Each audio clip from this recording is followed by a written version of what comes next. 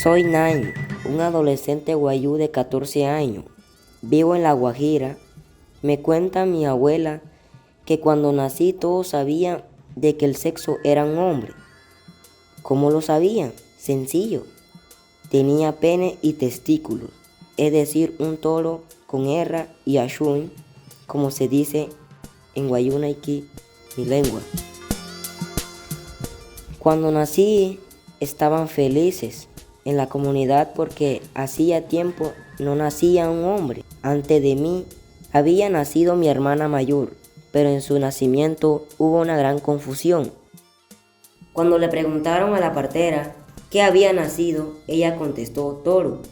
Es un hombre, pero después corrigió y dijo que era una mujer, es decir, un jiet con erru. Mi familia decía que con un hombre nuevo en la comunidad ya tenía con quien asumir los trabajos que por generaciones había realizado mis tíos y abuelos: el pastorear los chivos y las vacas, cazar animales, construir casas y descubrir y seguir huellas, sacrificar o matar animales para comer y muchas cosas que tradicionalmente son de hombres. Al ir creciendo, me di cuenta que querían hacer otras cosas diferentes a las que me asignaron en la comunidad. Quería tejer mochila y chinchorro. Me gustaba mucho ver los colores, los mágicos que eran ver a mis abuelos y mamá tejer, sobre todo porque estos tejidos se vendían y nos servían para comer y comprar las cosas de mi colegio.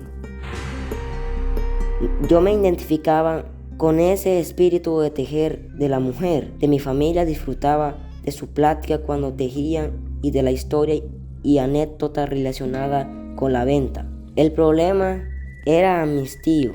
No les gustaba que yo tejiera mochila.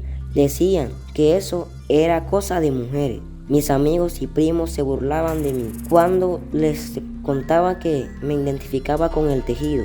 Sin embargo, a mí no me importaba. Tejo todos los días en mi casa y soy consciente que mis tíos lo saben, pero ellos no me dicen nada. Porque la venta, esto ayuda mucho económicamente a mi familia. Sé que hay otros adolescentes a quienes les gusta tejer lo mismo que yo, y mi sueño es poder hacer un grupo con ellos, a donde no solo tejamos, sino que también dialoguemos sobre lo que nos pasa y sentimos.